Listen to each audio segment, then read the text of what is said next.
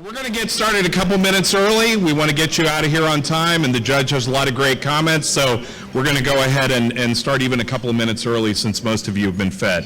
So we want to welcome you to the February monthly luncheon of the Covington Business Council. I'm your host, CBC Executive Director Pat Frew. Thank you for coming.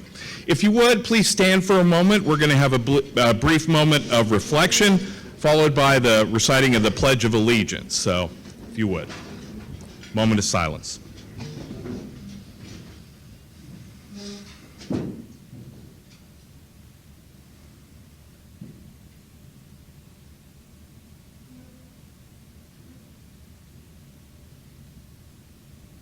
Thank you. And now for the pledge. My flag to the flag to my right up here. I pledge allegiance to the flag of the United States of America and to the republic for which it stands, one nation, under God, indivisible, with liberty and justice for all. Thank you. Please continue your meal. We want to thank our sponsors today. Our title sponsor is St. Elizabeth Healthcare. Our luncheon sponsor, Republic Bank. Our supporting sponsors are ECT Cleaning, Fast Signs of Northern Kentucky, O'Keefe PR and Marketing Solutions, more at o'keefepr.com. DCCH Center for Children and Families is our nonprofit spotlight sponsor. Our economic update and growth report is sponsored by DBL Law, member anniversary sponsor, Mackey Advisors. Our in-kind sponsors, A&E Audio, Video, and Event Services, and Crystal and O'Brien Photography. Let's thank all of our wonderful supporters. We appreciate you. I also want to recognize all our elected officials in the room today. Of course, our featured speaker, Kenton County Judge Executive Chris Knockelman. Also, Fiscal Court Member Beth Sewell, Covington Independent School Board President Tom Haggard, Park Hills Mayor Kathy Zembrot, and Council Member Sarah Freilich, Independence Mayor Chris Reinersman, Erlanger Council Member Diana Nicely, and Campbell County Fiscal Court Member Tom Lampe. I don't think I've forgotten anybody, but wave wildly at me if I have. So I think that's all of them. We also want to salute CBC board members present today, including Board Chair Jackie Roberto and Foundation Board Chair and our host today, Tony Milburn. Will all of our CBC board members stand? And let's recognize them along with our elected officials today. Thank you all for all you do.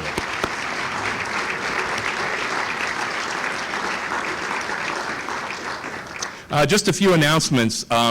We still have some capacity for our February 19th Women Leading Change Through Entrepreneurship event, but they're going quickly. So if I was you and you want to attend, ladies, I'd sign up today or tomorrow at the latest. So this is our annual salute to the outstanding leadership of women leading key agencies and companies in our region. It's free to attend. We want to thank our sponsors again, First Financial Bank, ECDI Women's Business Center, Horizon Community Foundation, Mosaic Intel, and Reset Business Consulting. Join us at Wenzel Distillery for an evening of education, inspiration, and fun. Our next new member orientation will be Tuesday, February 24th. It will be virtual. Our first quarterly nonprofit Lunch and Learn in partnership with Dean Dorton will be at their offices Tuesday, March 10th. We'll explore navigating capacity and talent strategies. We still have attractive and visible ways for you to promote your brands through our CBC sponsorship program. Very affordable opportunities at our luncheons, our golf outings, and our biggest event of the year, our annual dinner. See me or Jennifer Danner after the program. Several months ago, we promised to provide regular updates of the work on our two important bridge projects. And thanks to our friends from the Kentucky Transportation Commission, we have some news. So let's start on the latest for the 4th Street Bridge, or as it's formally labeled, the Kentucky 8 Licking River Bridge. After its closure to traffic January 12th, crews are working on removing the bridge, saw cutting the bridge deck, removing large amounts of concrete, and creating access points for Cincinnati Junior Rowing Club and setting up the work zone for the new bridge construction. An update is expected in the coming days on when the full bridge removal will take place. That will be performed using a safe, controlled blast. KYTC has collaborated with the cities of Covington and Newport on a weekly basis, providing them with materials for use as part of their public awareness plan. The new bridge expected to reopen summer 2028, project expected to be completed late 2028. The website is www.ky8bridge.org if you're interested in that. Then the Brent Spence Bridge Corridor project, early work packages are well underway on both sides of the river. Crews have been busy on the Kentucky side with joint trench work on 3rd Street in Covington. Maybe you've noticed some of that. Water and sewer improvements on Crescent Avenue will come next. Construction expected to ramp up this summer. KYTC and ODOT have met with first responder agencies within the project footprint, and they'll be expanding out to cities outside of that footprint ahead of construction. And also they're encouraging folks to check out the project website. It is moving from pre-construction to construction and will focus on improving impacts and what those folks can expect. There's also a great new feature on their site, a virtual room where you can check out a project flyover, get different vantage points, and explore the corridor improvements. And that page is at aeconvr.com/Brent Spence. We'll put all this on the website or in the newsletter to you all and let you know about this, because I know you've been copiously taking notes. So, but we'll get you all that information, and we appreciate the transparency of the Transportation Cabinet in giving us that. So, now I want to introduce Denise Govan, Executive Director of DCCH Center for Children and Families, with our monthly nonprofit spotlight. Let's welcome Denise.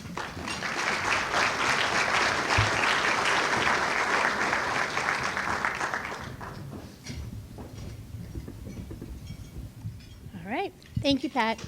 Hello, everybody. As Pat said, my name is Denise Govan, and I am the President and CEO of DCCH Center for Children and Families, also known as Diocesan Catholic Children's Home.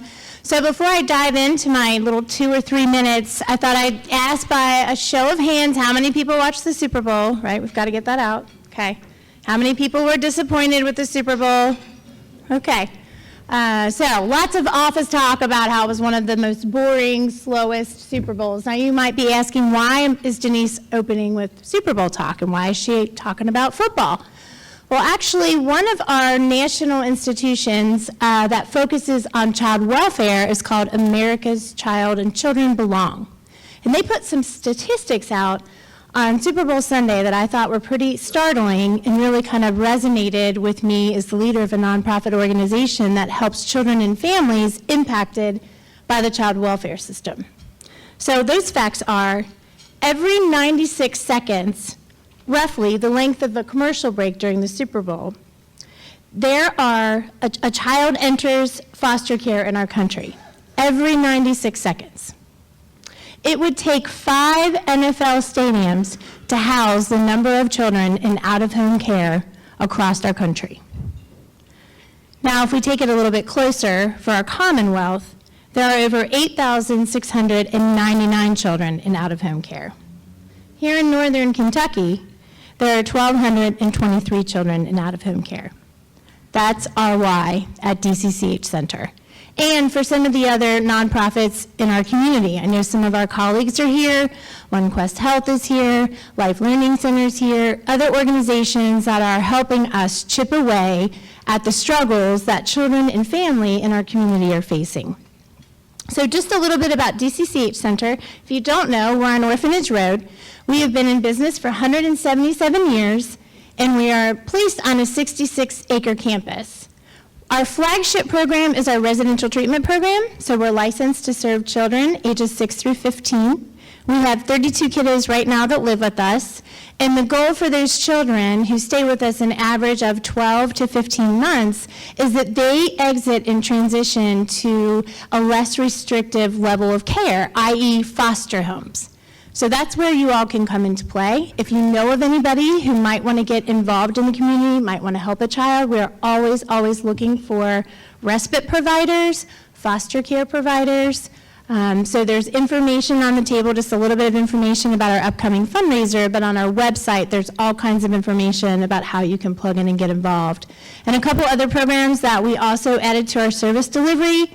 We have a targeted case management program, and that's a preventative model to really help families who are been identified as kind of on that cusp, as falling between a rock and a hard place. And we wrap around resources for those families. We also have an equine therapy program for our children. And lastly, we have an outpatient therapy center. So that outpatient therapy center provides counseling for our children and families that we serve, but also is open to the public. So for your homework, if you've not been to DCCH Center, I ask that you please come give us a visit. I'll be here after and I can share my information. And if not, or maybe you've already been to DCCH Center, tell someone else about us. And I would be remiss if I didn't share on your table, there's a little information about our upcoming fundraiser. I know sometimes there can be fundraiser fatigue, but thus in the nonprofit world, we focus once a year usually on a fundraiser that helps us really advance our mission. So again, that information's on your table as well. So I hope you have a great rest of your day.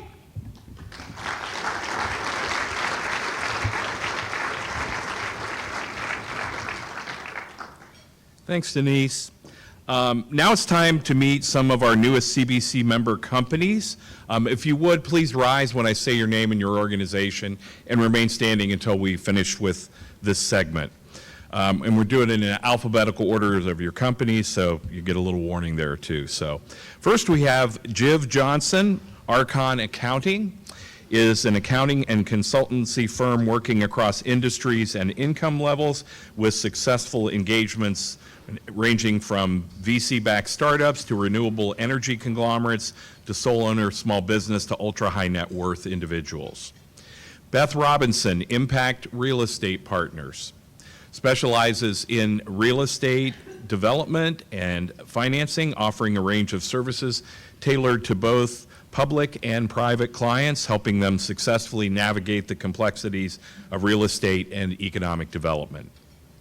Kelly Berkemeyer, ISOCnet, an IT service company since 1996, delivering IT solutions and support to local businesses that need to stay competitive and secure. Bethany C., Modern Office Methods, AKA MOM, selling and servicing copiers, printers, IT support, and cybersecurity with exceptional service for exceptional results. Kelsey McCloskey, Rudler Certified Accountants, Public Accountants in Fort Wright, providing their client base with high-quality care, including full suite accounting, auditing, and advisory and tax filing services. And Nick Elliott, Sun Builders, a commercial construction and residential remodeling firm that offers the sophistication of U.S. top 25 builders, but in a program right-sized to your needs. We also want to recognize our members with special anniversaries, thanks to Mackey Advisors. George Hummeldorf, UES, a CBC member for 20 years. David Dalton, The Think Shop, and Red Hot Promotions, 10 years. And Corey Sidebottom, First National Bank, 5 years. Let's applaud all our new and our not so new members. Thank you all for your support.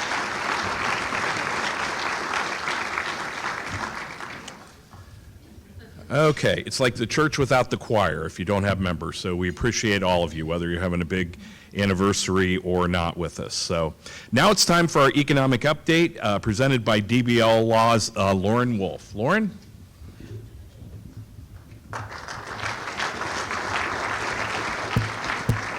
Good afternoon, everyone. Thanks, Pat. I love these annual reports. I think it's so exciting to give us all a moment to just think about where our county is and where our city is. But first, I'm going to recognize my partners in the room. I see Mark Guilfoyle. I think that might be it. Anyone? Okay. Mark and I holding it down today. You know, we're headquartered in Covington. We have offices in Cincinnati and Louisville, and we're a full-service general law firm. And what that means when you're full service is that we get to work with a lot of you in this room throughout the state and throughout the region, and we see so many important projects, many of which I think are going to be talked about today, I'm sure. And I want to take this opportunity just to acknowledge the judge and his staff and fiscal court members. You know, by the time there's a press release in a large project, there has been hours and hours and sometimes years of work that has gone into that. And we have seen firsthand at DBL all the partnerships that go into that and all the conversations and relationships. So we're proud to be a part of some of those really exciting things. We appreciate what you do, Judge. Thank you. And with that, also, I live in Covington, so I'm a little partial to all the great things happening in Covington as well. So with that, I'm going to introduce Tom West for the economic report. Where are you? There you are.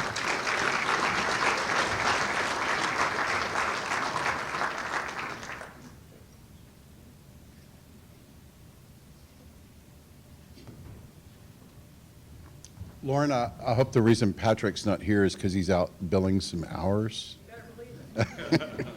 Okay. Well, and your introduction actually couldn't have been more appropriate because this is one of those awkward months where we're in between a lot of things, but a lot of that work that Lauren was describing that goes on for days, weeks, months, and yeah, sometimes years, we're in the middle of quite a bit of that, and I can't tell you about some of those things that are waiting in the wings yet, but to give you a little bit of an update, some of the things you know about, some of them you may not, and let's start at the southern end of the city today. The former White Castle manufacturing plant, you may have heard that it has been sold. Can't tell you the name of the company yet until they give us a thumbs up to do it, but it has been sold, and we are expecting a little over 80 great manufacturing jobs will be in that plant, along with a huge capital investment that that company is going to be making here in the Cov. Moving a little further to the north, we have new companies that are going to be locating. We've announced the 350 jobs with 2 companies that are coming to Latonia, but we expect both of those to be opening this year yet, so that's going to put 350 more hungry tummies in the Riddy's Corner area and should be helping our small businesses in that area as well. Moving further to the north, the former C&O Railroad Roundhouse, some of you all probably know it as Durobag. You may have seen the announcement. We're partnered with the county, the Catalytic Fund, and the Port Authority to acquire that site and see that redeveloped. An amazing historic treasure, architectural treasure here in Covington, and I think it's going to be really exciting over the next few years to see what develops there. Moving still further to the north, a little bit of an update on CCR. We are working with Cov Creates, thank you, Jackie, to come up with some names for the City Commission to consider for this new neighborhood. CCR sounds better than IRS, right? Those letters tend to make people a little uncomfortable.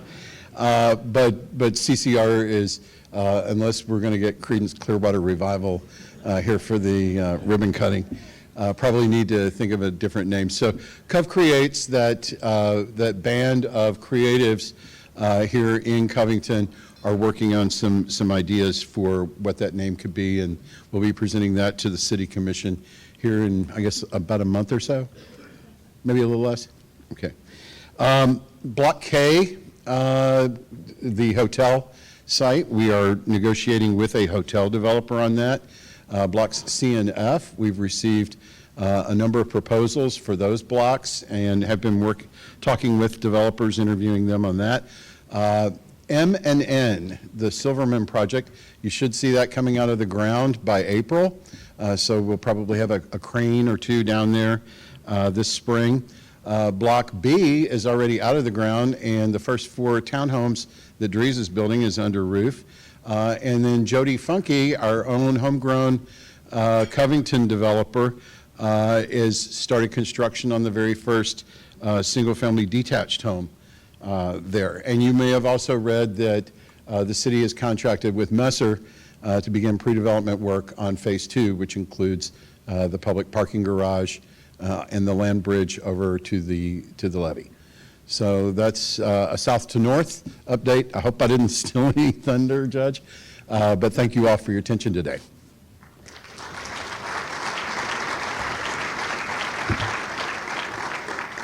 Just a couple of quick housekeeping items before we get to the judge. Also, I saw one of our other elected officials, Kareem Simpson, Covington Independent School Board members, award-winning author, I'm hearing. Kareem is here, and also our anniversary members, if you would come up afterwards so we can get a quick picture, I'd appreciate that. So thanks Lauren and Tom, it's my pleasure to introduce CBC Board Member Treasurer Kenneth Webb of Republic Bank, our luncheon sponsor this month, who will welcome our program speaker today. Kenneth.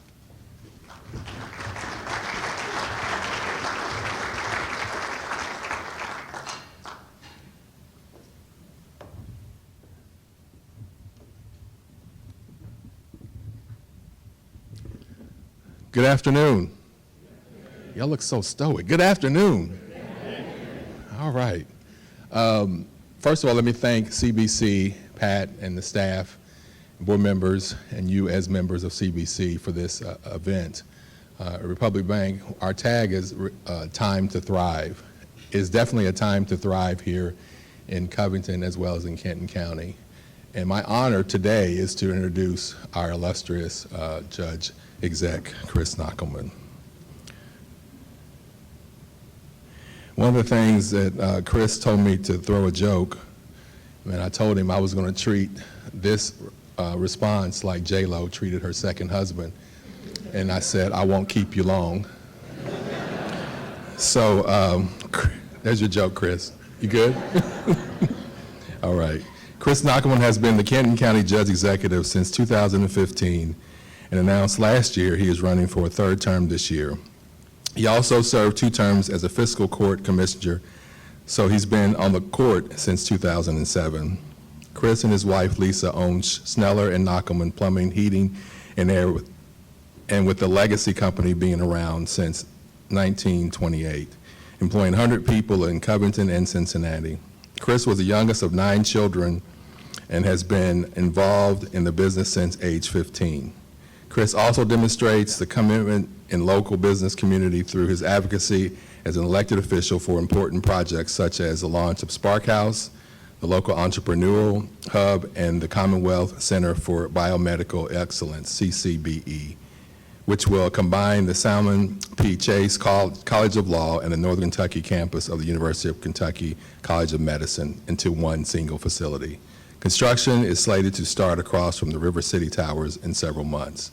Here to talk about those projects and others important matters as a part of the annual State of the County address. Let's give a warm CBC welcome to our Kenton County Judge Executive, Chris Knockelman.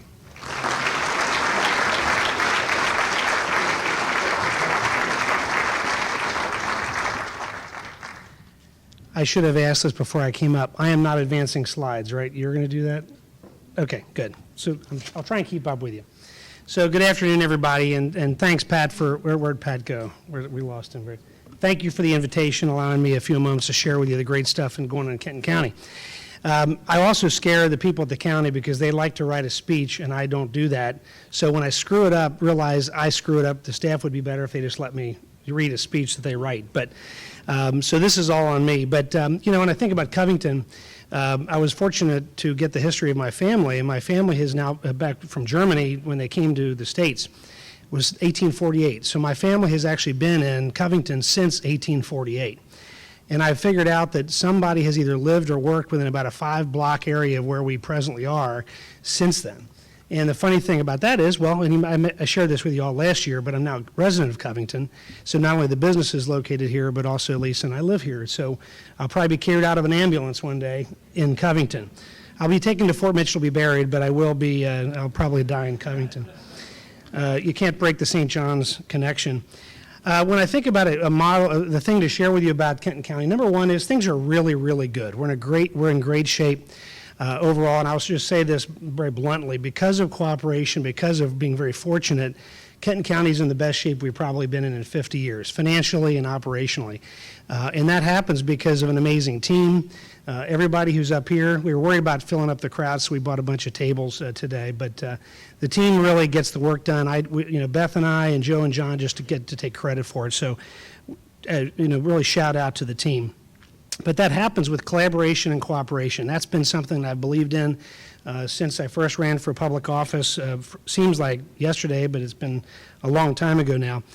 But when you think about what really provides for an idea of a thriving community, I think there's really three areas that are really make that happen. And that is public safety, a good educational system, and a favorable tax environment. And I want to speak to a couple of those here while we're together this morning or this afternoon. But to that point, when we talk about public safety, we are fortunate in Kenton County and really northern Kentucky. We've got very good police departments. We've got very good, thoughtful public safety professionals, a couple of whom are in here. And I know that, by the way, a shout out to the Covington Police Chief, Chief Wheathor. He's just such a great addition, I think, to the region, and he's been a class act. I don't think he's here. He's obviously getting work done. But in terms of Kenton County's team, we have our Assistant Chief, Jim Gilpin, here this afternoon. So, Jim, raise your hand. Terry Carl and his team, Trey Smith and Todd Rice, raise your hands, guys. So these guys never get the credit that they deserve on really doing behind-the-scenes work. Did I not call you out, Mark? Would I call you Terry? Golly, that's funny, actually. Sorry. Mark Fields is our jailer and has been for years. Golly, that's funny. See, I love Terry too, but that's pretty funny. Okay. I did that on purpose to get a laugh. But law enforcement's key, public safety, a great jail, great police departments in the region. And by the way, the message is they're strong, they're professional, they know how to do their jobs if we just let them do their jobs. But to that end, too, there's some resources we've added recently, and this has happened across the county, but in particular, Kenton County and Covington, is our police navigator program, law enforcement navigators. What's that all about? These are credentialed professionals who work with the police departments, including Covington, across the region. Independence has theirs, Erlanger has theirs as well, but the rest of the cities have come together and worked with the Kenton County Police Department to be those credentialed social workers who actually can work with the police departments when they're called out to a home to help get individuals the help they need. The amazing thing about this, the data point, is that since their inception just recently, 189 cases, 50 of those which were in Covington. So those are individuals who needed to get assistance, weren't put into jail, weren't taken, but they just needed the assistance, whether it be behavioral health issues, family issues, could have been housing, what have you. What's causing the police to be involved with the idea of improving the health of those individuals and their lives by this staff? We have a better outcome in the end, and I think that's a great investment. Those investments are opioid dollar investments that we've had because of the opioid settlements that occurred over the past couple of years, that we can deploy those dollars directly into these needed areas that make our community safer and healthier overall. And in addition to that, we continue to support the Northern Kentucky Office of Drug Control Policy. That effort, we've got a lot of things. Amanda Peters, who runs that organization, has done a great deal of the amount of work that she does with a very limited budget as a 3-county agency. And in fact, that we still have the helpline. The helpline, which is 415-9280, that number, if someone needs help, they figure out how to get somebody to the help they need within the region. If they have a family, a loved one of overdose issues or drug use issues and they just don't know where to go, we've got a number to help them. In 2025, by the way, there were 4,025 calls, of which about 52%, up 52% from 2024. The good news is overdoses are way down, but the need is still great. But we've got the resources in Kenton County and Northern Kentucky to help those individuals to get to health and for their family, which is, I think, is something we should all be proud of. When we talk about the other areas of community education and community work that we do, as with so many things in Northern Kentucky, there are so many things that Kenton County, a specific city, doesn't have to take responsibility for that all on their own. We have to work together, collaboration and cooperation. And a few things that we've done through years, many of you know we were very active in helping to find the new home for the emergency cold shelter of Northern Kentucky. And I know Kim Webb is here. And just as a few data points that individuals think when they do their job well, some of us don't realize, is there still an issue? Of course there's still an issue with homelessness and individuals who need help. But Kim and her team served more than 1,000 people, serving over 25,300 nights just in 2025 alone. That's insane. We all wish that that wasn't needed. But again, that's happening today because people are putting their time and resources in a great partnership with the shelter. And there's others, of course, Women's Crisis Center and ION, and there's all these organizations that are operating at an amazing amount of output at a very low budget to really provide services across the community. And a shout out to that as well is this.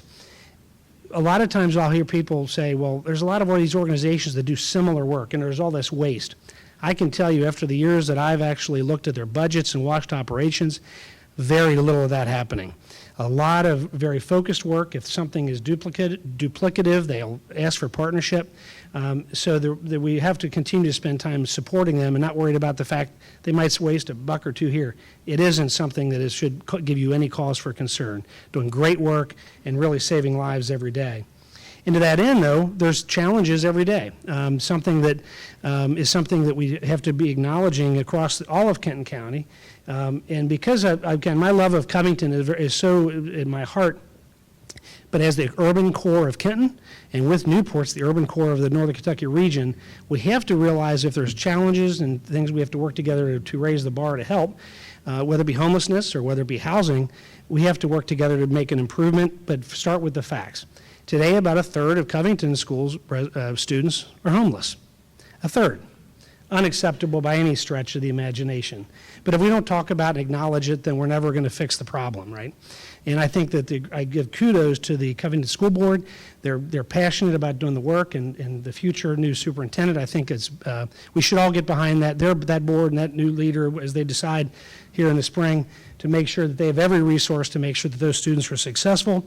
And a call out to happens to be my sister-in-law, Lori Knockelman, who has worked with Covington homeless students for the past 21 years. So yes, I do hear that on a regular basis about what that data is like. But again, Lori, Kim, and others who are daily working with a population of individuals who just need an advocate, I think we need to be on their side too to advocate. So by the way, thank you, Lori, for all these years of great work. So let's hear it for Lori.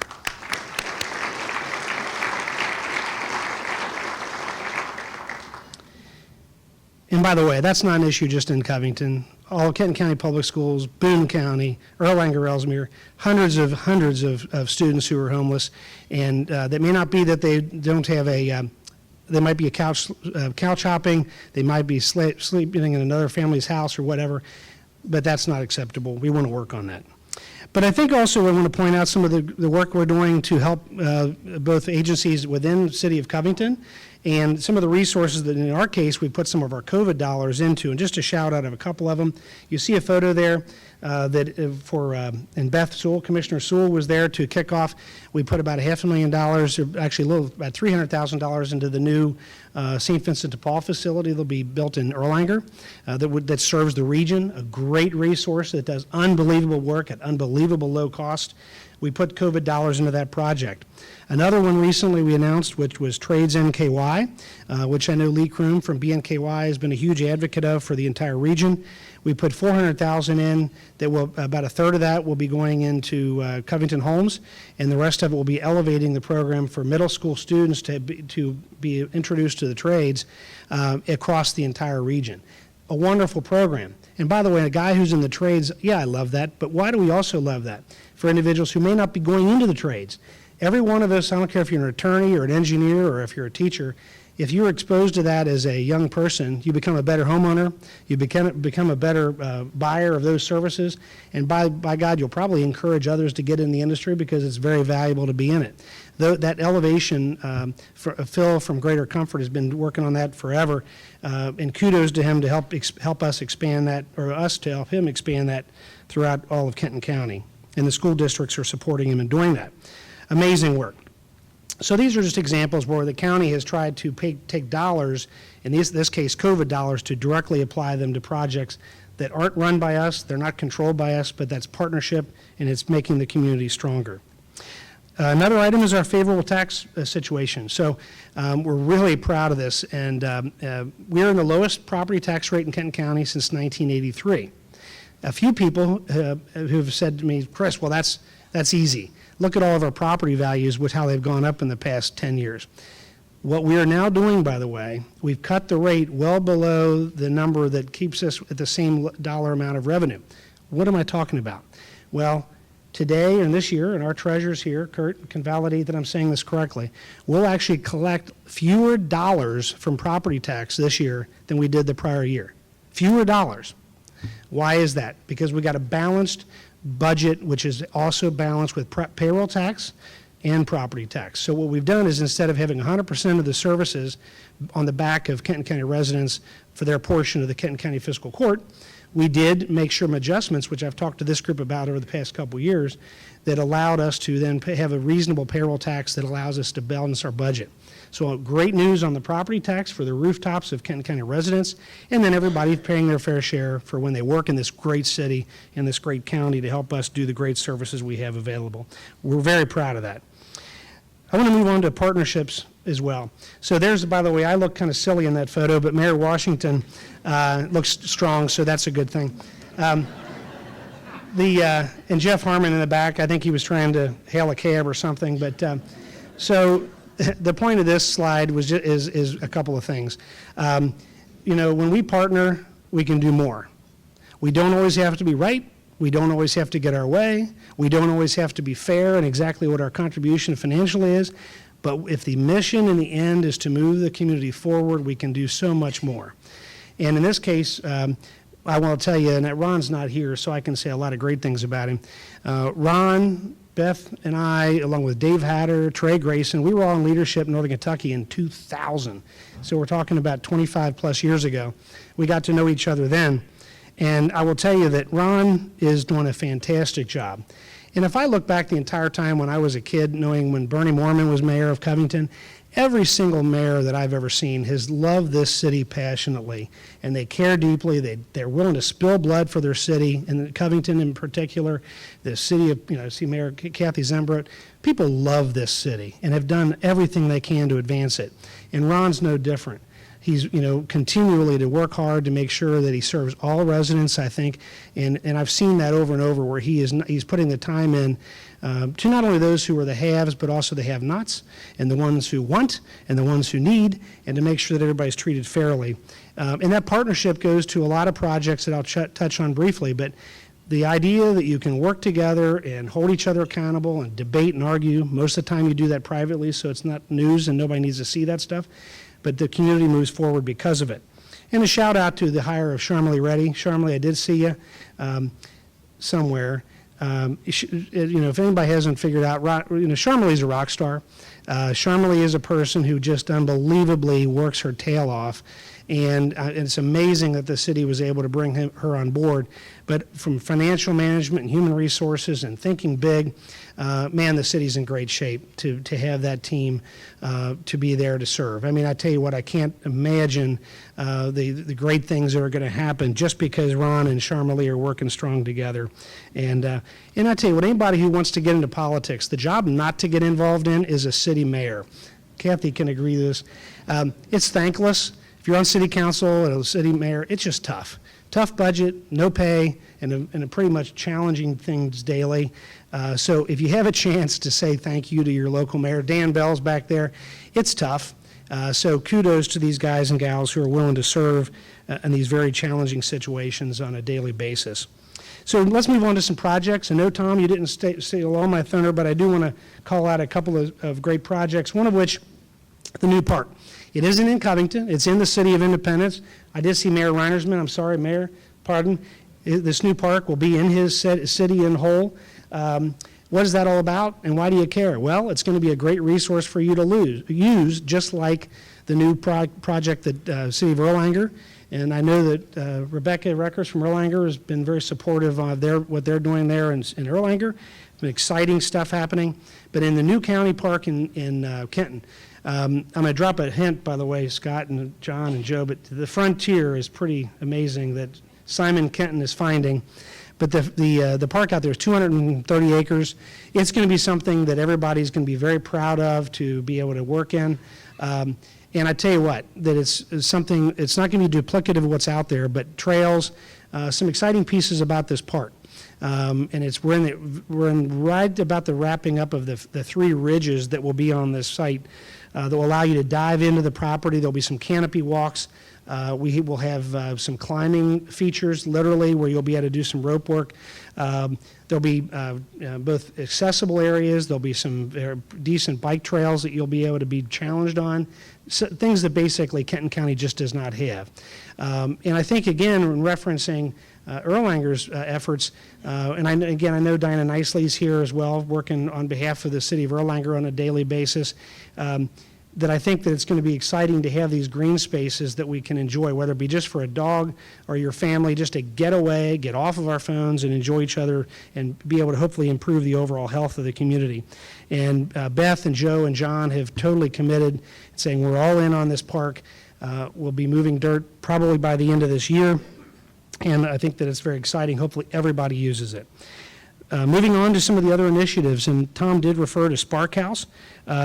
Very exciting update as well, that all 35 private offices are leased, and over 350 actually memberships presently exist. Many of you probably in the room have that. Encourage you to do it. It's a heck of a deal. You can utilize the space for meetings and whatnot. And we've had everybody in that space from St. E's cancer specialist, Dr. Flora, to individuals who brought entrepreneurs in from around the region. It's pretty neat to see over 2,000 people visiting that building over since September. And, our goal is to see people get in that building, to have the space and find the funding they need so that one day we can have our first billion-dollar company be rooted and come out of Spark House. Mark my words, it will happen. And I'll tell you that doesn't happen without the collaboration and partnership that we talked about. I'm going to review, this will be 2 or 3 more times you'll hear this. The county was here. The city was there. The Port Authority, the Catalytic Fund.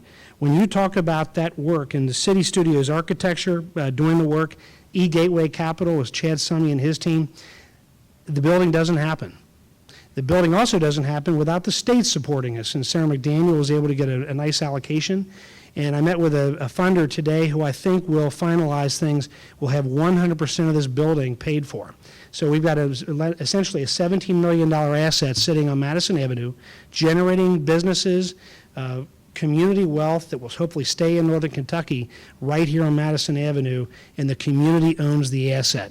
The Port Authority owns that building and continue to do wonderful things well after the rest of us have moved on with other things. So partnership, cooperation, collaboration. The Fisher Group, I want to move to the next one, which we'd be able to help with. Obviously, everybody knows Fisher come into Covington. I think that's an amazing win. I think that it's wonderful to keep them in Northern Kentucky as a great local entrepreneurship story with Henry Fisher and Elaine. Amazing. Greg Fisher and Amy are amazing.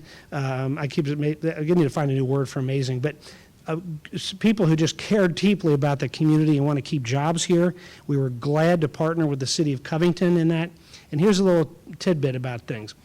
Sometimes you can't work with a business to come to the community if you don't have anything to give away. And our payroll tax adjustment made some of this made this possible. And I'm very proud of that, to know that when you have businesses who want to come to the community, they've got to have a reason to do it, and it has to make financial sense as well. Jobs, daily activity here in the urban core, and just making sure that we have these kind of businesses and show how it can be done in Northern Kentucky. And again, shout out to, on this one in particular, Raynard Washington, the Fisher Group, Home and VR Group, with Guy Van Ruin, who have just done amazing work there. Okay, let's move on to CCBE, so the Commonwealth Center for Biomedical Excellence. So what is that all about? So I want to take a few moments to confirm some other details. Over 600 students that will be coming to the site, which is the surface parking lot across from River Center. That we'll see that kind of vitality that the universities, the Chase and UK will hopefully, we know that they will increase enrollment by being in the urban core. Study after study has shown that, so we think that's and that's not our decision, that was the university's decision, and then the funders from the Commonwealth with Senator McDaniel. But there's been a question about also parking, but before I get to the parking, I want to point out a couple of quick things. What does the project look like? It'll be a single building, probably 7-8 stories. The building will have the surface parking that you might think, oh my God, they're taking that surface parking away. There'll be a parking lot that will stay there as like today, but on top of it will be a deck, a beautiful, lush area for students in the community to gather on. It'll be wonderful. It'll be something very impressive around the building on top of public parking that you can park in once it's open, just like you do today. And then the other thing wonderful about it is there'll be a bridge from the building that will connect over to the county parking garage. And then with that, in fact, we're even going to make sure that we enclose the equipment on the roof so that anybody from the Ascent or River Center would have to look at an ugly roof or anything. So those are the things that are going to be happening with that project. There are over 1,000 open spots every day. So I'm no brilliant guy, but if you got 600 students and faculty every day, and you got 1,000 parking spots, does that work? Does that math work? Yes, it does. Doesn't need a big, expensive study. I can figure that one out. Number two, I will point out, and Gretchen's here who runs the amazing convention center, we've never sold out the garage, even on those nights and weekends when you have a big event. Taylor Swift, et cetera, nowhere close. Convention center, the biggest full convention center project, doesn't fill the garage up anywhere close. And those, as we know, those always go on right in the middle of classes, right? No, they don't.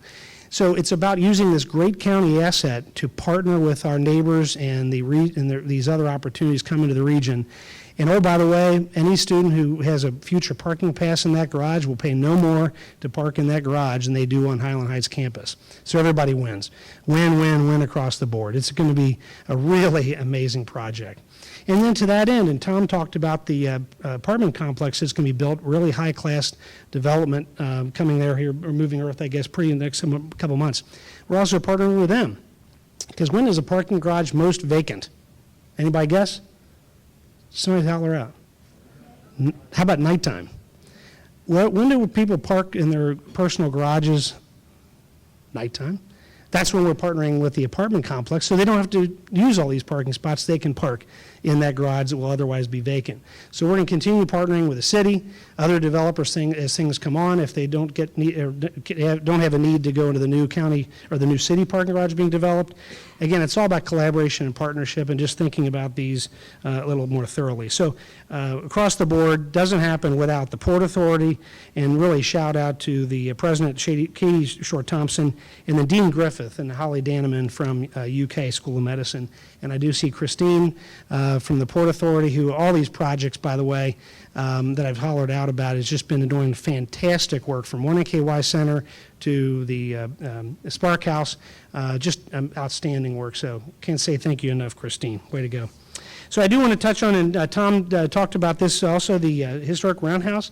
I'll be brief about this, but it's a really cool picture to see, and very different perspective from getting up in the air.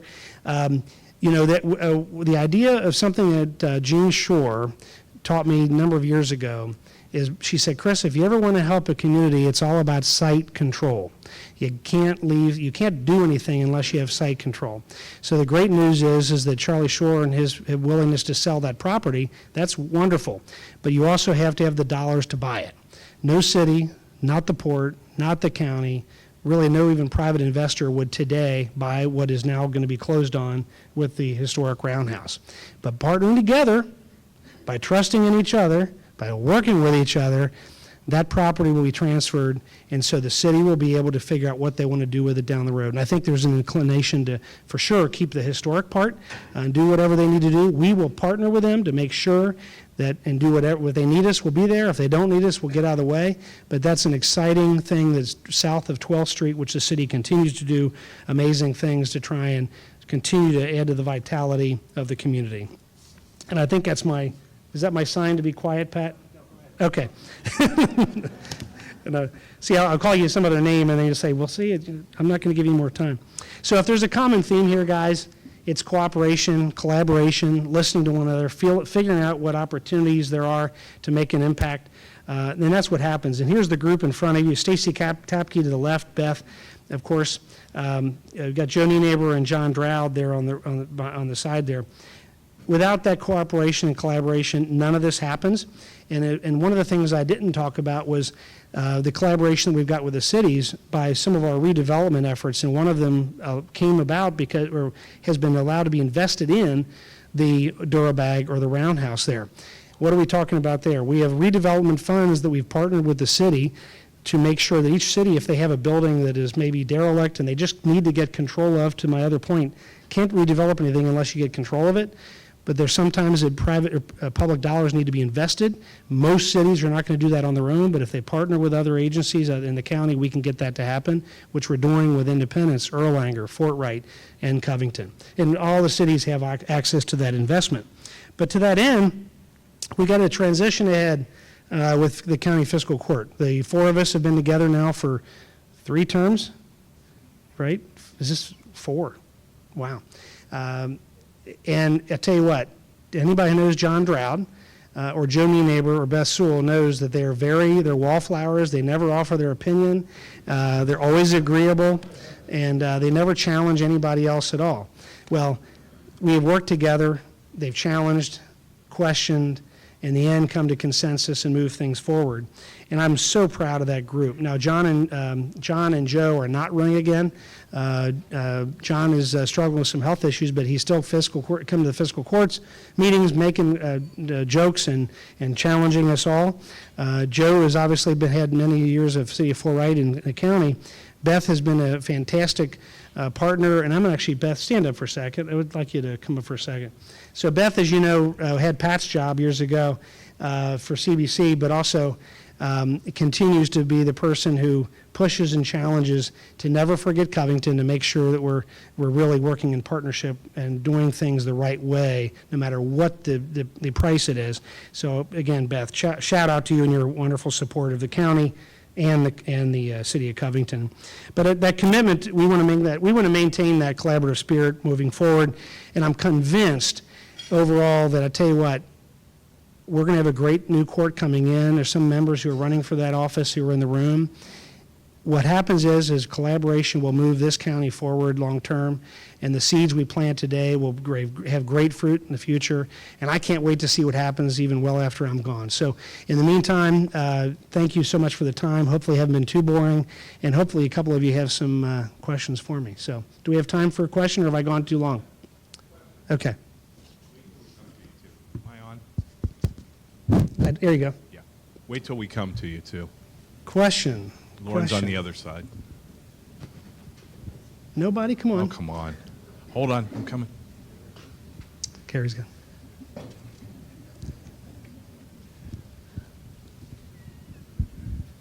Hello, Judge.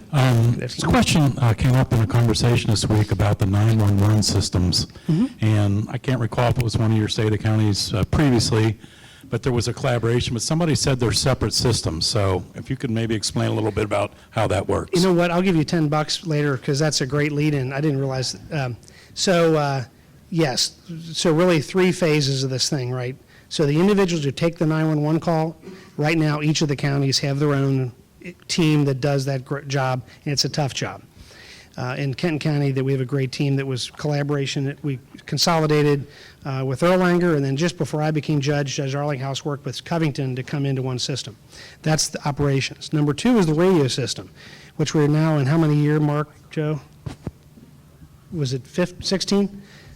6 years ago, I'm sorry, yeah, 6 years ago. So now all 3 counties have the same radio system, which did not occur before then. So just 6 years ago. So all the counties, all the police departments, all the fire departments across all 3 counties can talk to one another, okay?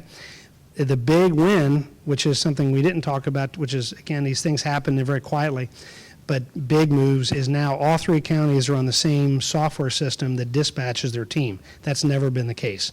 So God forbid something happened at our dispatch operation is shut down, and Boone County had to dispatch for us. They would essentially be able to log into the same software to do that, but they can also see where police officers and fire departments are across the region. And what that does is it really elevates safety for everybody, both businesses and homeowners, and also the first responders. Because you might get today, you might have a call, someone, God forbid, they're on the expressway, and they're driving from Kenton County all through Boone. Dispatch used to not be able to talk on the same radio system. But now they've even able to handle with the dispatch the data that's all there that's able to share it. And so to Judge Moore and Judge Pendry's credit, they looked and evaluated the system, and we said, we don't care what the system is, just let's all get on the same system. Thankfully, they ended up choosing the system we were already on, which kind of validated the team that has been working on that for years. But now all 3 counties have the same CAD system. So thank you for the question, and so everybody should actually feel safer about that. And in the end, probably thought about, it was probably already like that, but it hadn't been. So today we've moved it forward, but great question. Another one down here, Judge. Okay. Judge, a lot of great projects, a lot of exciting things. Can you give any update on CVG? Is there anything going on out there? Just a little. So Larry Crowder is the new CEO, and has he spoken to CBC yet? So Larry's a heck of an operator, and the amount of, the big one is, of course, the reconstruction of the terminals. And so what we'll eventually see over the next couple of years, it'll be about $500 million invested in the facilities out there that will make the experience for us all, when you're dropping off, picking up, going to the gates, picking up your luggage, pretty much everything's being redone. And that's not, by the way, that's not increasing costs and things. Those are fees that are built in. But so we're going to continue having a top-level airport, but it'll be 2 and 3 times better. One thing I know Larry is working on with the board has been making sure that the opportunity for additional flights, especially international, because we have something special to improve that experience and make sure that's a real unique selling proposition that CVG brings to the table. And as you might already know, that Chad Summey, who's obviously a Kent County resident, but is now chair, but also our past chair, Lisa Sauer, long-term Covington resident, has been chair for how many years, Lisa? 4 years. So her leadership really helped find Larry and try to find someone who could fill up Candace McGraw's shoes, and I think they did this. But is that a fair recap of the couple of big things? But you know, I've tried to handle the CVG board like I've done other boards that we appoint for. I don't need to go there but once a year because we got competent people who run things, and in fact that's how it's continued with CVG. So something we should all be real proud of, that regional asset. Yeah, Judge, I had coffee with Kristen, their customer experience person, and she validated that. You know, it's hard to replace Candace, but Larry's done a great job with innovation and driving that and pushing that forward at the airport. So, yeah, more continuation of good stuff. Another question here. Judge, is there any update on rezoning the land down in southern Kenton County near the Walton area for industrial use? Well, I would clarify we're not looking at rezoning anything. We're just trying to plan for the future. But yes, our whole effort, which will continue, which has to be, which some of it we've gotten worried about, but it's really we're going to continue as we do across the county. We've got to plan for infrastructure, got to plan for what the desire of property owners, and we have to plan for, if owners are interested, having sites available for projects that Kimberly and Lee sell from BNKY. And so there's really nothing that we're doing now because we told the community that we were really looking at infrastructure and the planning that's going into that. And I don't know that there'll be a whole lot of additional work because we opened the door to say, hey, this is the kind of planning we're doing. I mean, we've been criticized for it, but that's fine. We're actually transparent, and people say, you're not transparent. Well, we actually told you we were doing this. Isn't that transparent? But at any rate, looking for long-term opportunities for our community, and the feedback from the property owners in that area have been very good. But the area we were looking at was about 7% of all of unincorporated, which is a small amount, and 95% of the property owners in that area were telling us, yeah, you need to continue planning because we don't have decent roads, we don't have access to the expressway, we don't have even existing roads that are here are a mess for what we've already got. And so we'll continue to evaluate that. Yeah, contrary to popular rumors, there aren't any folks from the southern part here today. That's not why we had officers here to help guard the judge today. So, any questions from that side of the room? We have time for one or two more. Thanks, Pat. They got it finally, Chris. Yeah. One or two other questions? Okay. Fernando's got a question. Wow. I've never been asked a question by Fernando. If you're willing to entertain the concept. So related to the last question, it's kind of like with all of this energy that's going into our region, there's a lot of pressure for change. And, you know, you're an individual whose family has long roots in this community, and you see yourself as, you know, a Northern Kentuckian, Covingtonian, Kentonian. What do you know, the concern seems to be about things being lost. How are you seeing it that lets you kind of embrace all of this energy and all of this change? What makes you excited about the turbulence that we're going through?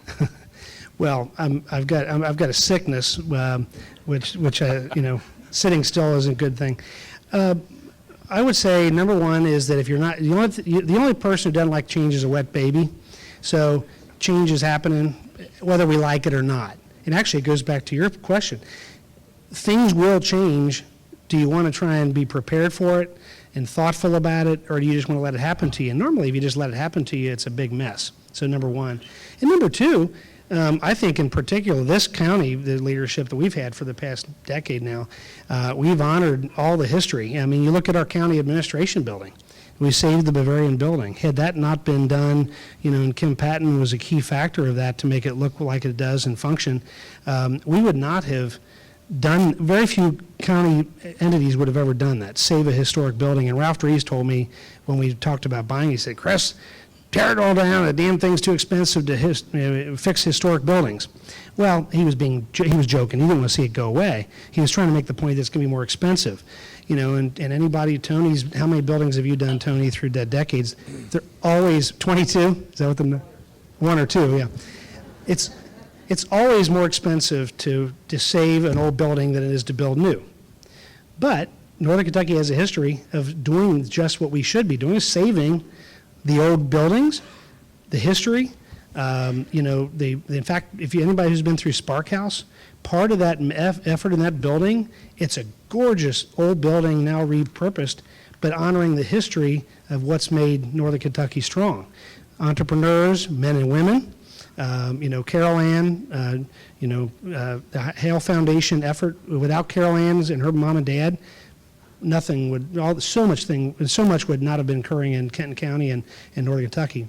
So I think we have a track record. You can honor history, you can be forward planning, and you can be focusing on letting people aspire to greatness and do bigger things. You can do it all.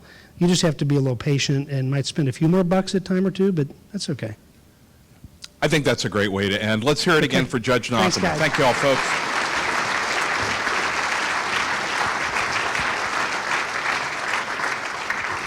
Again, we want to acknowledge our sponsors today: St. Elizabeth Healthcare, Republic Bank, ECT Cleaning, Fast Signs of Northern Kentucky, O'Keefe PR and Marketing Solutions, DCCH Center for Children and Families, DBL Law, Mackey Advisors, A&E Audio Video, and Event Solutions, and Crystalline O'Brien Photography.